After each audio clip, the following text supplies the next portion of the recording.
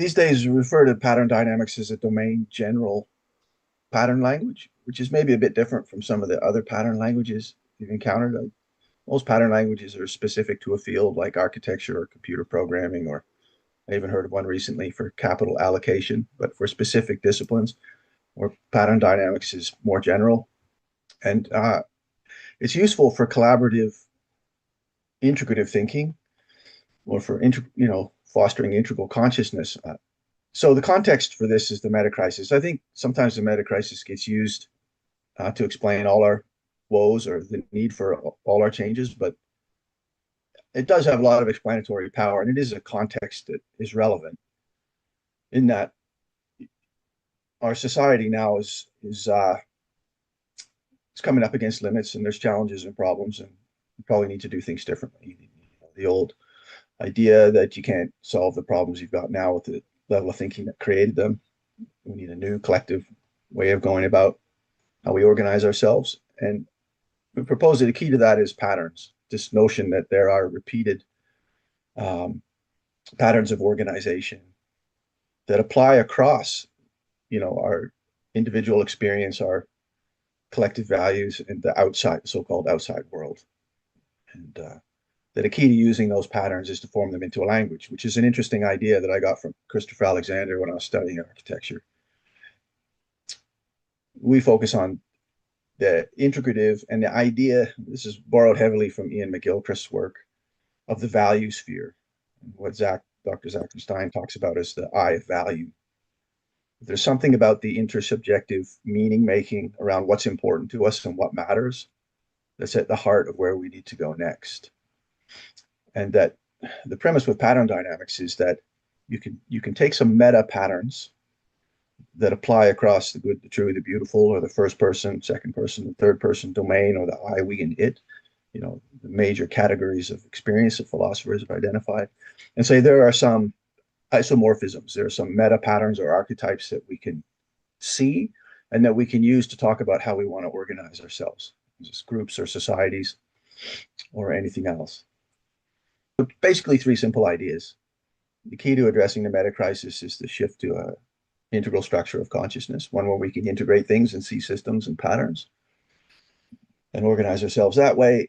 And that a key to doing that is creating little pattern diagrams, a la Christopher Alexander, that represent some of these organizing principles.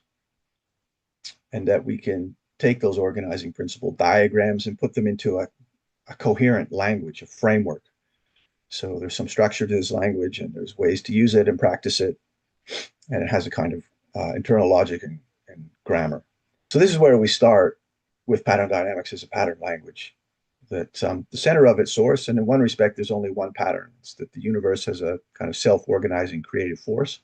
You can call it the Tao, or you can call it God, or you can call it the great mystery, or however you want to frame it.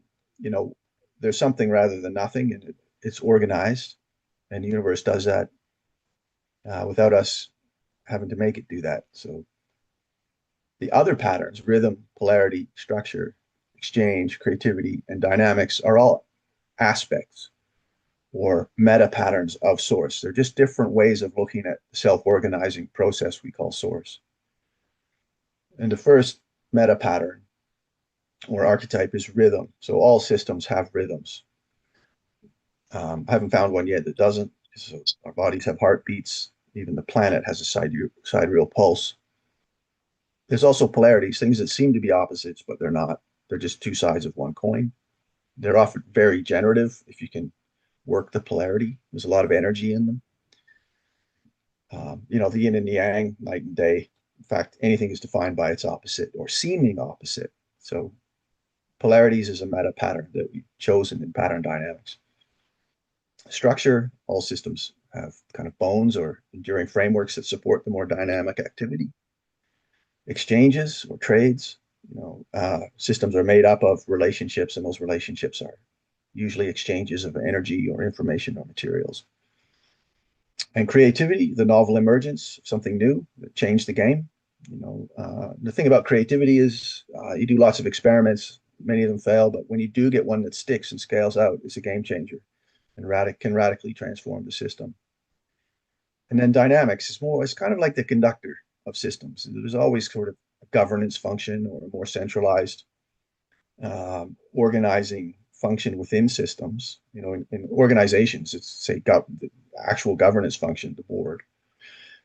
But even in cells, you have a nucleus, which is a coordinating force in the center that kind of organizes all the other activities via protein synthesis, etc. So those are the ones that we chose for pattern dynamics as the first order patterns, or the main aspects of source.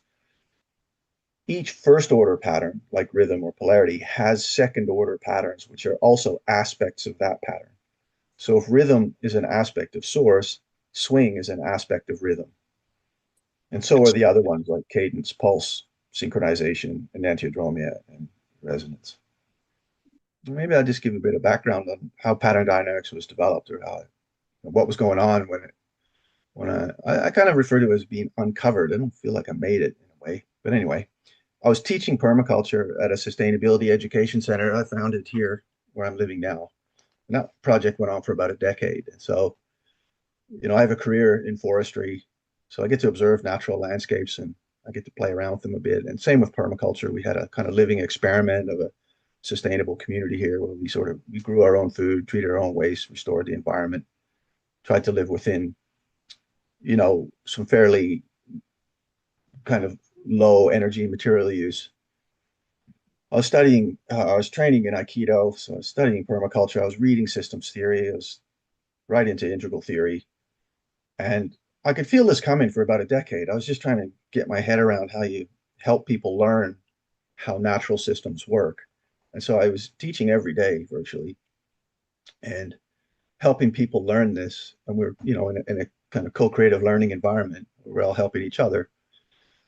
And I went, I sort of knew it was going to come, that it was going to coalesce out of kind of what was swirling around in my head.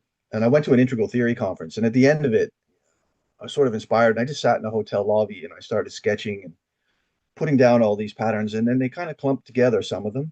And I thought, well, what does that clump represent? Oh, it's all rhythms. And this one's all polarities. And by the time I got to the airport that night, I kind of laid them all out in the next slide, which you'll see, which explains a bit about how the second order patterns were determined. So the way the matrix chart works is just a different representation of how the system is structured. So the Holokey chart shows the aspects of each first order pattern, but this one shows how they're constructed. So something like swing is a major in rhythm if you go down the rhythm column to swing, and it's a minor in polarity. So you can see swing, of course, has a rhythm. We even talk about it in music, right? The swing in jazz. But the polarity is, one side of the swing versus the other side. There's a kind of set of opposites, left side, right side. And all the rest of the patterns are configured that way. Now, some of these patterns I had and helped me kind of clump together the first order patterns. I kind of take the view of a natural scientist. I like to observe natural systems, intervene in them or participate in them, see what happens and notice. So a lot of this is informed just by my own naturalistic kind of participation in the living world. It's about meaning making. So the language part is that we use these symbols to refer to the same organizing principles in whatever domain we happen to sense them, and try and build meaning around that. And you can even combine the symbols, and there's a kind of grammar for doing that. I go into a lot of organizations, and the sense that I get, or people will tell me, it's too hierarchical, the org chart is too static. So too much structure, too much hierarchy. And rather than having an ideological war about that, some people really want a postmodern, flat, networked organization. Some people are interested in a more modernist, hierarchical org chart. You can shift the conversation up and say, well, we're really working with two patterns of organization here, and just go post-ideological and say, if we're really interested in the well-being of the system, how would we talk about balancing and adjusting these patterns to try something different? Certainly, David's been involved with me in helping develop a pedagogy and a set of practices that people can use to learn collectively and individually how to use these patterns in their own lives and in organizational settings or social settings. And that, that's still an open question. I mean, from our way of thinking, I think everything's a hypothesis to test, and you remain curious and humble and see what happens when you test a hypothesis. So we're still testing the hypothesis of how to help people learn something like this. And we've developed some things that work, but the felt sense of experience is very important because you're working with patterns of organization rather than things. And that's the big difference. This is very holistic or Taoist in its orientation. It's not about things, it's about dynamic relationships of energy, really. And so each pattern has a description, which is just a paragraph. It describes generally what it is. It has a tagline. So rhythm is repetitions in time. It has a pattern, a little diagram that is a variation on source. All the first order diagrams are a variation on source because they're just aspects of source, but there's coloring, and the little arrows just indicate a cycle around, and there's the infinity symbol. Pattern dynamics is partly about understanding how we make meaning about what's ethically good. We're talking about the good here, and the intersubjective domain comes to the fore. So, pattern dynamics is about making meaning, but that meaning is about understanding what's valuable and learning to co-create values that help balance and integrate the system rather than getting stuck in the values attached to an ideology. So it's kind of a post-ideological move here.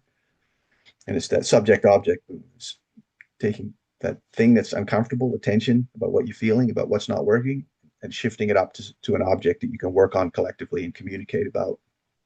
Structures, the enduring frameworks, it's kind of like the bones of a system. Yeah, our language has structure. It's called grammar. Your body has structure. Economies have structures. Economists talk about these things all the time. Even sporting activities, you talk to a football team and they'll talk about the structure on the field. Like, we use these metaphors all the time across the domains of the subjective, intersubjective, and objective. The I, the we, the it. Yeah, this is a way of making them a little more concrete, making a little more of something we can operate on rather than just subjectively feel. Although the felt sense of experience is how often we can come to them, and developing the felt sense of experience of these patterns, like really feeling into the structure of your body, like touching your bones and how supportive they are. You'd just be a sack of water without them. Yeah, this is very much a bottom-up organic thing for the people. If all young people had some kind of holistic uh, sensibility or development in their education. I mean, yeah, I conceive of myself as an educator. Source is kind of the collective identity of collective awareness of identity and purpose. So your identity, what you are, and what you do. The three polarities of source are the part and the whole, the short term and the long term, the tangible and the intangible. And they line up with the three major philosophical categories that many people that have seemed to persist over time: the good, the true, and the beautiful, or the first person, subjective experience, the tangible and intangible, the part and the whole, and time. Pattern dynamics is more and more focused on the good, like the intersubjective space of method and process. The whole thing with our culture is it's very short term, oriented to the part, like what am I getting out of it, and the tangible. What's the money? Where's the money? Right? And the shift in our culture has to be towards more holistic thinking, like more ethics related to the whole system and its health and its enduring health, which is sustainability, and also intangible things like building trust, which is the core of how civilizations and societies work, rather than monetizing or liquidating trust for a dollar, which is kind of what a lot of our online environments do now.